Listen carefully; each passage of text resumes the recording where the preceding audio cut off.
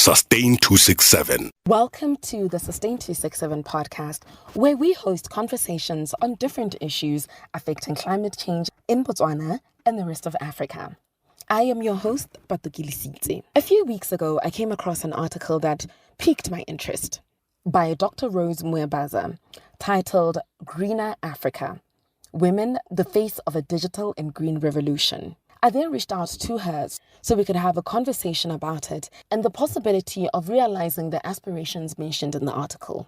But before we go into that conversation, I would like to say a big thank you to the Sustain267 Patreons for making this episode possible. And a special shout out to our new Patreons, Didintle Molaudi, Kodani Molaudi, and my older brother, Dumelo Gilisiti. If you don't know what Patreon is, it's basically a platform where you can support creatives to create different content, such as this podcast. So if you appreciate the Sustain267 podcast and have learned anything from it and would like to contribute towards its production, please become a patron. The link is in the episode notes. Now for our conversation with Dr. Rose Mwebaza. Rose is the director of the UNFCCC Climate Technology Center and Network. She has over 20 years' experience providing technical and policy advice on a wide range of climate change, environment, and sustainable development issues. She has previously served as Chief Natural Resource Officer at the Africa Development Bank and as Climate Change Policy Advisor for the UNDP Environment and Energy Group. Before that, Rose was a lecturer at the Makerere University of Kampala in Uganda, where she served as the Head of Department for Commercial Law and the Deputy Dean of the Law School. Rose holds a PhD in Environment and Natural Resource Governance from Macquarie University, Sydney, Australia, a master's degree in International Comparative Law from the University of Florida in the USA, and a Bachelor of Law degree from Makerere University. Actually, if you listen very carefully, you'll hear the first rains of the summer in Botswana and a little bit of thunder in the background on my end. To kick off the conversation, in your article, Greener African Women, the Face of Digital and Green Revolution, you spoke of women and youth must be ready for the fourth industrial revolution, and they will be the force that will ensure the momentum for Africa's transformation. That's a direct quote from the article. What would that look like? That readiness look like? And how would nations, African nations and individuals prepare themselves?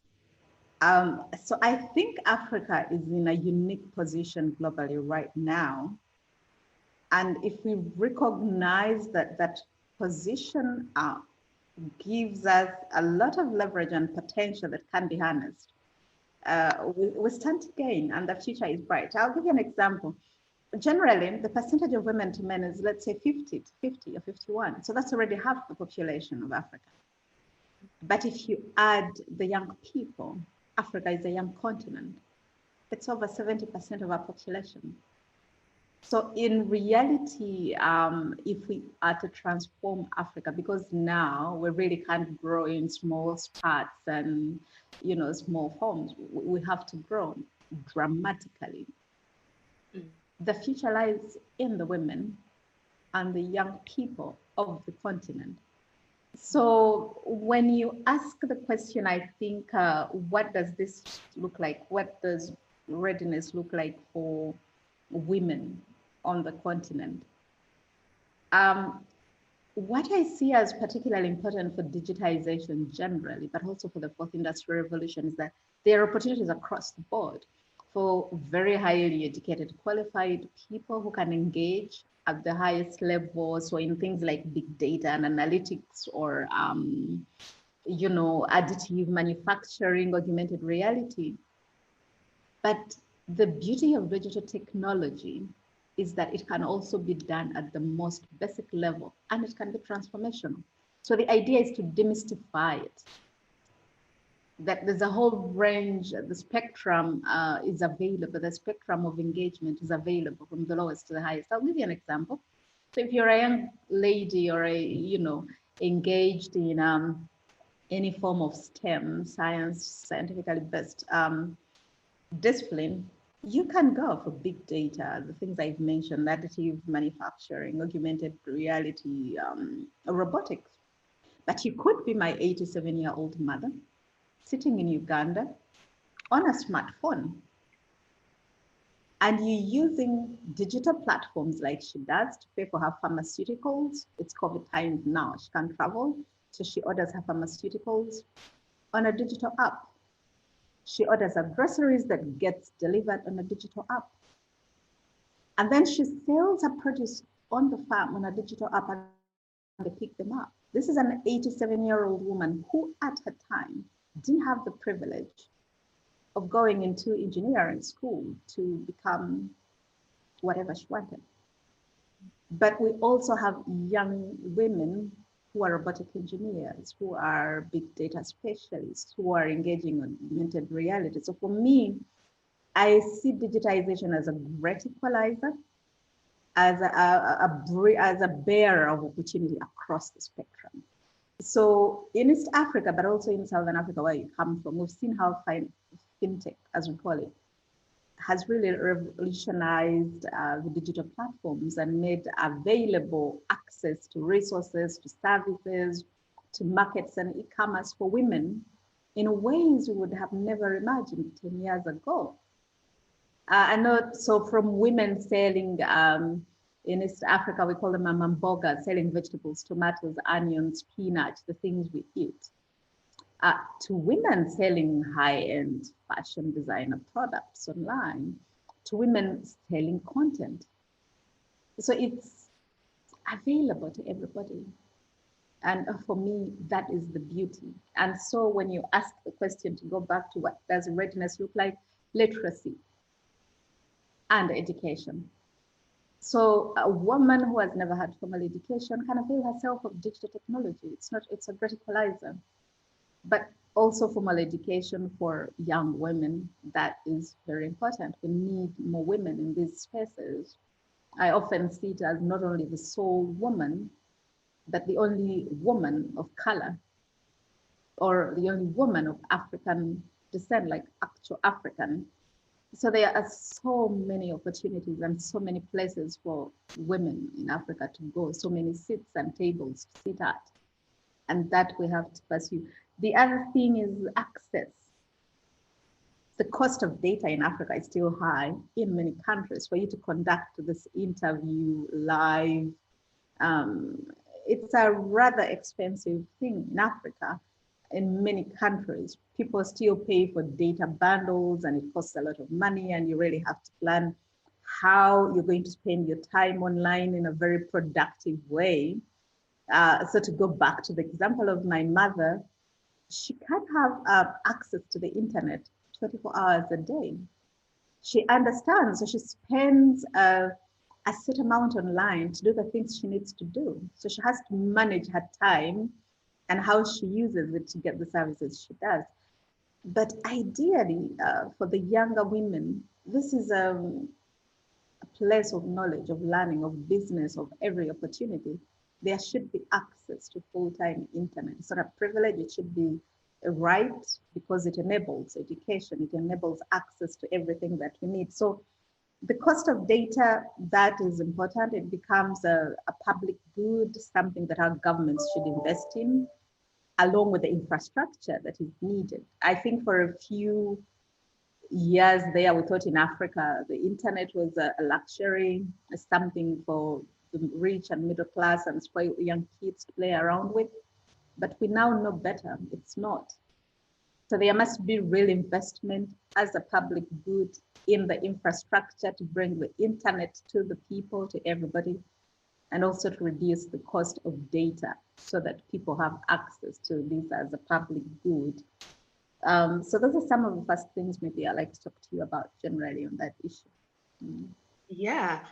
So would be looking at education. What I got from what you were saying was we're looking at education, but even the education, not just, okay, now we are educated, but also using it radically so that the developments that we have in our IT spaces, in our digital and technical spaces aren't from outside. So young African women are making solutions for our grandmothers at the farm. And then additionally, what I got from you was have the infrastructure, because if we're going to have the education, but we don't have the digital infrastructure to actually use and actually explore and and experiment with, then it kind of goes to waste. And then on the point that you just made of internet, we used to think internet was a luxury. I remember I read somewhere where someone spoke of internet as somewhat of an equalizer. You end up having people from different places with the access to the same information or access to the same opportunities. Exactly. So I think if we do not have the right infrastructure for access to the internet, but also management of the cost so that data is not a prohibitor, we are cutting out our young people and women from opportunities that they would otherwise have. So we have to think of it that way. And so it is important for us to address those issues. But you're also right. The internet is a big source of information. It depends on how you use it either way. And one of my favorite quotes is the one that says that information is power. The people who mean to be their own governors must arm themselves with the power that information gives. As Africans, we can create our own content that transforms our lives socially and economically. As I've said, we've seen that happening now, from content that is entertaining, but also generates business. If you look at the amount of money, what is it called? Nollywood generates, to content such as what you're producing, providing exposure and access to information and opportunities out there, to content in fintech platforms, digital platforms that allow access to finance. I know people are now developing digital platforms for sharing medical information so that you have a good track record of health records in Africa, which we don't keep. So every time you have to go for a test, you have to go for treatment, they have to do the tests all over again. You have no medical history. These are things now, it's data that can be harnessed and held very easily and at cost for everybody. And this is content that we as Africans now have the capacity to create for ourselves and really propel ourselves to the next level. What I like about the fourth industrial revolution generally is that it's a great equalizer, but two, it will help us, if harnessed strategically, to leapfrog in ways that other continents were never able to do. It took 100 years for the Industrial Revolution to spread across the world. There was no internet connectivity, there was no telephony, you had to travel by ship and all that. Now, at the click of a button, you have access to information all over the world. You're connected to people all over the world instantly. So I think this is the time where, as Africans, we can be very smart and strategic about the choices we make, the investments we make. And you do not require to build a ship or buy a ship to go to the US now so that you get access to the information you need. It's just a click of a button.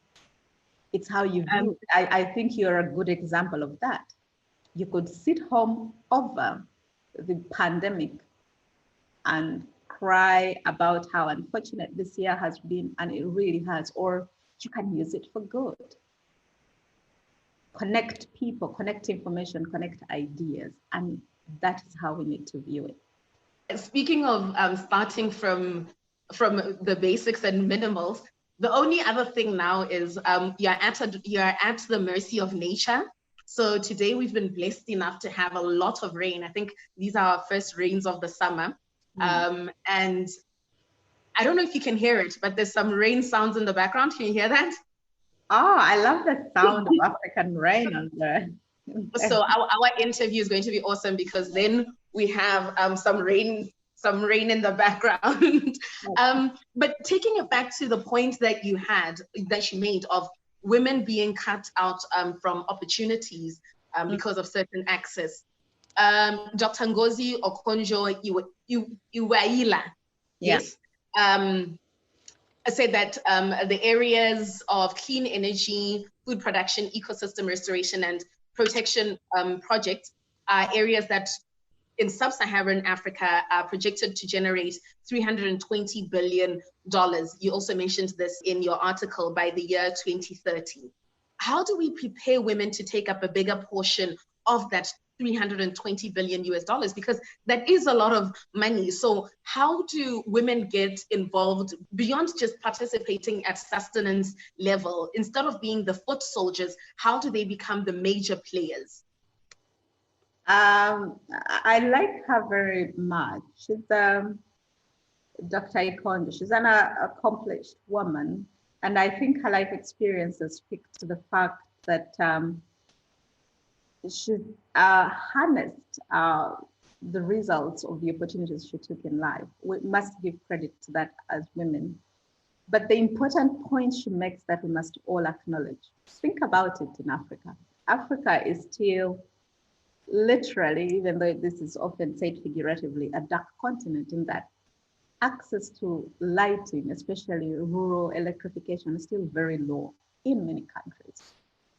In order for us to light Africa, just put on the light and then to power it for industry, for infrastructure, for internet connectivity, because that's another problem. You cannot have internet connectivity and digital access without power. Data costs a lot. Access to power also costs a lot. Those are prohibitors of access to opportunities that the fourth industrial revolution offers, most of which is internet and digitally driven. And these are things we must take into account. There's a link there. So Africa must power itself and it must light itself. But this is not just coming as a blind investment. It comes with opportunities. So while in the past we all relied on heavy fossil fuels, we now know there's enough technology for us that we can rely on renewable energies. A lot of these renewable energies, we can light vast areas of the continent and then use digital technologies to connect. We don't need huge power systems. If you think about solar and how it works, but also geothermal and wind and all, waste energy. There are so many sources of energy in Africa that we can use and literally light up the whole continent. And this is linked to the point you're talking about, internet connectivity, access to the digital revolution. Yeah, so it's a whole range of issues. You need the infrastructure. That infrastructure includes energy. It includes getting 4G and 5G. Forget every once in a while people pop up with the conspiracy theories of what a 4G and 5G is doing to you. In reality, we should all have the common sense to know the future lies in us being connected to the global community and how we harness the opportunities that come with that. So energy is very important. The renewable energy industry is huge. Women can be part of this as agents. They're not just recipients of power. Digital lighting and power is like fintech. It's very easy to manage. These are businesses women can run, and that is something we need to do. So I believe in things that we talk about in the UN. I believe in voice and I believe in agency. Women are not just recipients of help. They are not vulnerable, helpless victims. Smart individuals like yourself. They can do business, yeah, and they can be agents of lighting and powering Africa, running these renewable businesses whose cost is far much less than it used to be. A woman can run a solar company producing solar panels, digital apps for payments for electricity that is solar based, but even if it's hydro, whatever it is, these are businesses that people don't think about. I provide training to women all the time and they are surprised at the opportunities that exist. It's the same thing for food. We still have a food deficit in Africa for production, but also where we produce enough, there's a lot of food loss in wastage because we do not have post-harvest handling. When it's raining like now, we produce a lot of food and it goes to waste because we do not have refrigeration facilities, drying facilities, and general preservation technologies, which are relatively simple these days. So there's a lot of food that goes to waste. And then when it's the dry season, people are hungry, but actually a season ago, we just threw away all kinds of vegetables and fruits and food because we couldn't store it. So this is a huge industry. Women are predominantly the agricultural producers in the country. This is a sector they can dominate. You don't need huge industries to be involved in the food industry. If you look at dairy production, preservation of foods, vegetables, and stuff like that. So the idea for me is that We should move from women as being recipients of aid, vulnerable parts of the communities, women as having voice in this, as being the agents of the change and taking a piece of the pie. Something with ecosystems. In Africa, especially, we still have the opportunity to have natural ecosystems. You come from a beautiful country, some of the most beautiful parks and holiday places are in your country. Yeah. How do you harness that? We are hospitable by nature. As women, we are hospitable by nature. This is a huge industry globally. How are we using our ecosystem to contribute? How are we using our daily presence as part of this ecosystem to benefit from it? I think we never think of ourselves as business people, as being able to make an income off of the land. It's cultural, it's societal orientation, but it's also a limitation of access to opportunities, as I've talked about. So it's a whole range of issues that we need to talk to. So I always say to the young ladies and to the women, older myself, let's go get it. So, yeah. Definitely, let's go get it. And a running theme, as you were responding to that I've come to notice is that whenever we speak about challenges, it seems our opportunities lie in our challenges. Every time someone speaks of the opportunities, it highlights on the challenges that we are facing. So the advantage there, I guess, is that we are the ones who understand our challenges best, and we are possibly the best positioned people to turn them into opportunities. And definitely, women shouldn't just be recipients of these revolutions that are happening around us. We should be part of the revolutions, like you said. Instead of being recipients, we should be active change agents. We should be the disruptors of industries, because some of these industries, we really do understand them best. Yeah. And then you also touched on aid. In the article, Women, the Face of Digital and Green Revolution, you touched on the EU Green Deal along with the EU Digital Agenda, tongue twister, should support Africa's quest to deliver the benefits of a digitally driven green agenda that leaves no one behind. We speak of support for the EU Green New Deal for Africa's green agenda. But then my question then would be, is there a way that Africa can do this independently? Because when we think of getting foreign aid, well, we'd have to be careful of what would the foreign aid, what would it come with? What are the T's and C's? Those are some of the things that we need to be careful of. So maybe as a way to cut those out, if they're negative ones, is there a way that Africa can realize its green agenda as an independent body? So two things I think that you raise are very important. The issue that our challenges also present the greatest opportunities. So you see, the paradox of Africa, because it's got the greatest challenges, it also presents the best business opportunities. That's why everybody's now coming to Africa. The rest of the world, let's say Europe, has exhausted the kind of business opportunities that we have. How much lighting and powering are you going to do in Europe? And yet the energy sector is a virgin business at every level, whichever way you think about it in Africa. Think of it as a business. Most people don't do, but it really is. It's the same thing with food production and consumption and all the other areas.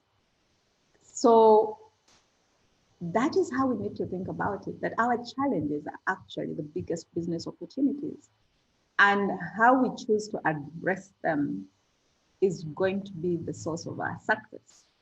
And that takes me to the second question that you point out, that I think we've moved on from the era of the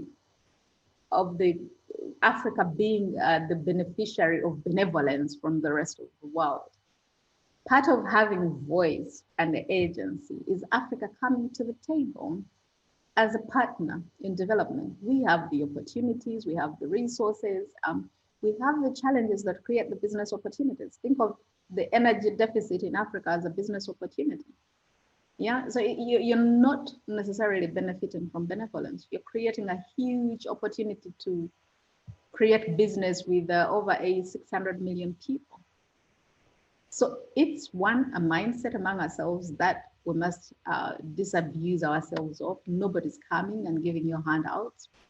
They are creating business for themselves. And the question then is that how do you come to the table in such a way that you take a piece of the pie in a partnership? So within the UN now, we call it partnerships. It's part of the SDGs, partnerships for development. So the whole idea of benevolence, generosity, I don't know, there's nothing for free. We tell this to our kids in the world. There's nothing for free. It's how you view it. So for the new EU Green Deal, as well as the general digital agenda, this is a partnership. It's how we see it, okay? For them, because we are now in a globalized community, a lot of the results that the EU and the targets have set for itself will require partnerships in Africa. How do we harness those partnerships? So they will require making certain investments in Africa. We don't view them as an act of benevolence. It's an investment that is mutually beneficial. Africa, if you take, say, the Congo, for example, and all the forested areas, still provide some of the largest carbon sinks in the world.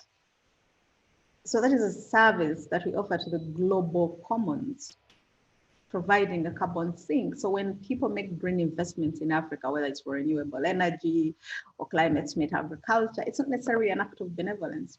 It's an investment that should benefit the global commons because we retain the green spaces in Africa and we continue to produce sustainably without making the global problem of emission of greenhouse emissions worse. That is a service we are offering to the global commons. So it is a mindset, it's a change in the narrative in how we present Africa to the global community. It's a change in the narrative and in the thought process on how we show up at the table when we are having these conversations. So moving away, as I've said, from the assumption that you're coming as a beneficiary of benevolence, but as a partner who presents an opportunity, as you rightly put, that is based on a current challenge that we have. The person who invented the shoe did so because there's a real challenge walking around barefooted. Most African kids know that. We grow up walking around barefoot and playing, and then you get pricked by thorns every once in a while. And then the next time your mother tells you put on your shoes, you know it's a good idea. Yeah, it's a problem. It's practical. Now we think it's a luxury because we've had on shoes for years. But it's a simple solution to an actual problem that has that has moved from a necessity to a luxury product. It's the same thing for every challenge we have in Africa. We have to change our mindset, as I say. We have to present our narrative, how we present ourselves to the rest of the world, and how we present ourselves at the table when we are negotiating these deals. We've got solutions that people need. So we need to walk into the rooms and walk into meetings like it. We need to know that we're coming from a place of power and walk in there with big energy. That is it. That is it. So we don't have power. It's a given. It's a fact. 600 plus million people need electricity, but guess what? It's a huge business opportunity. So when you walk in, that is what you present. You own that space and negotiate yourself a good business deal that benefits people of Africa. You're not a benevolent recipient of some act of generosity. It is business all around in the world. It's what it is, really.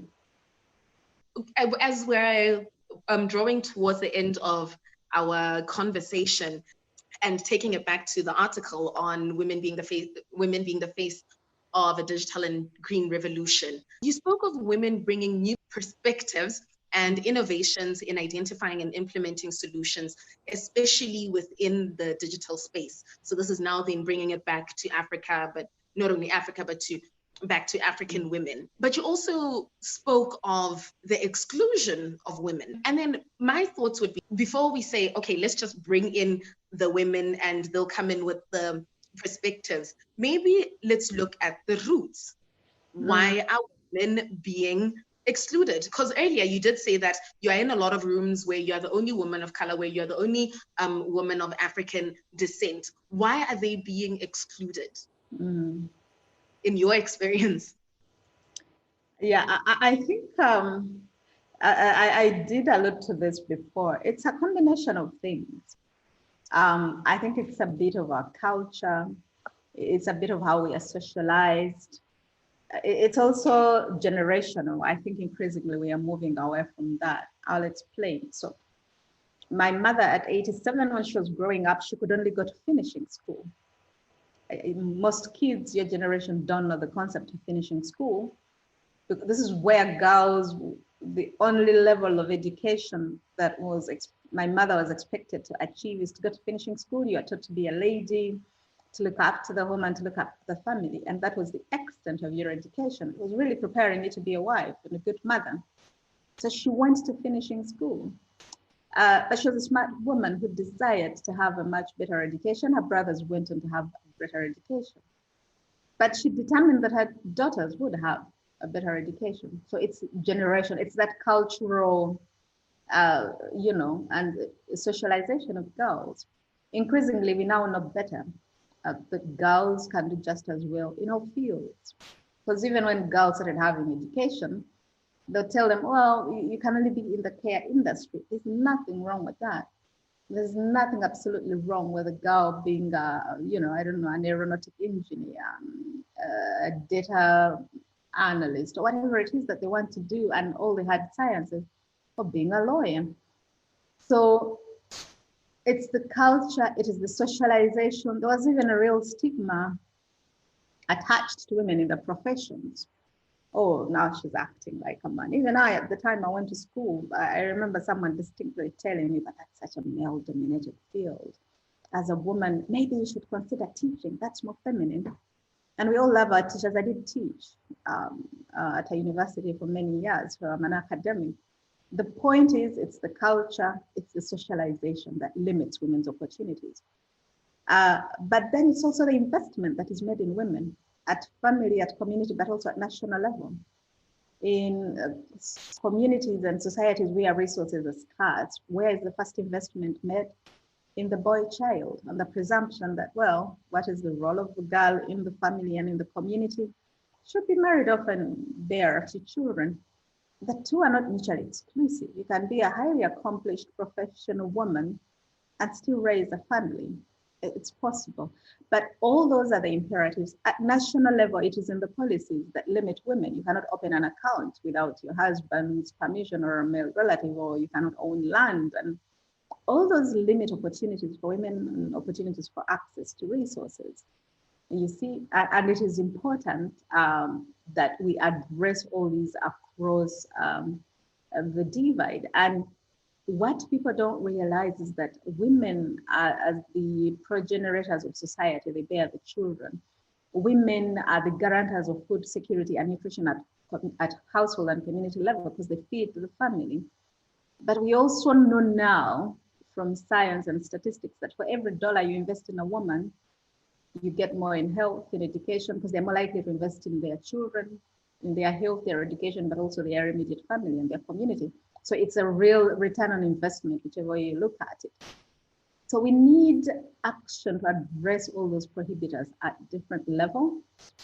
And again, that is why we see, say, for digitization, there are women with less access to mobile telephony, to data, because everybody assumes, why does a woman need access to a smart device, to a nice computer? That's not the women's domain. So those are some of the things we have to address across the board in order for us to be able to really get women in the fold. If data is expensive, women will not have access to data. If there's no infrastructure, most women live in the rural areas, they will not have access to data. If we don't have access to power, or the cost of lighting up, powering a room like your studio is expensive, women will not have access to it. So all those are things that affect communities and nation states generally, but most especially impact on women's access and therefore their ability to be agents of their lives, but also ultimately their communities and states. And as you're saying some of these, to me, as someone who's interested in some of these things and as someone who's living some of these things, it seems obvious, but what I've realized is for some people, it's really a blind spot. What seems obvious to me and you is not necessarily obvious for everyone. So the more we say it, the more we reiterate it, the more people hear it. Can you hear the thunder in the background? Yeah, I was wondering what that is. It's the thunder in the background. So the more we speak about it, the more people are aware of it, and the more hopefully we're then addressing these challenges. And then the very last question, as we draw to the end of our conversation, what would you like people's main takeaway to be from the article that you wrote? So for me, the main takeaway that I want people to go with is that really education and technology are great equalizers, but also they are great levers of opportunity across the board. If you can give women access to education and access to digital technologies, they can leverage so many opportunities. And what this translates into, it's better communities, it's better societies, it's better nation states, especially for Africa. That is really the most important message that I want people to take out of this. Thank you for taking time to listen to this episode of Sustain267 Podcast. Please subscribe to the podcast so you get an alert every time we post new episodes. Also, please rate Sustain267 wherever you listen to it to make it easier to find for anyone who may be curious to hear more African voices on environmental issues. I am the host of Sustain267 Podcast, Patukili Sidze, and the sound engineer is Maleho Makhoeti. Like our Facebook page, Sustain267, where we'll be sharing this episode and continuing the conversation. Once again, we are amidst the COVID-19 pandemic, and it's still gaining momentum in Botswana, across Africa, and the rest of the globe. Let's protect ourselves and our loved ones by following the regulations, social distancing, and where possible, staying home. Take care. Sustain267.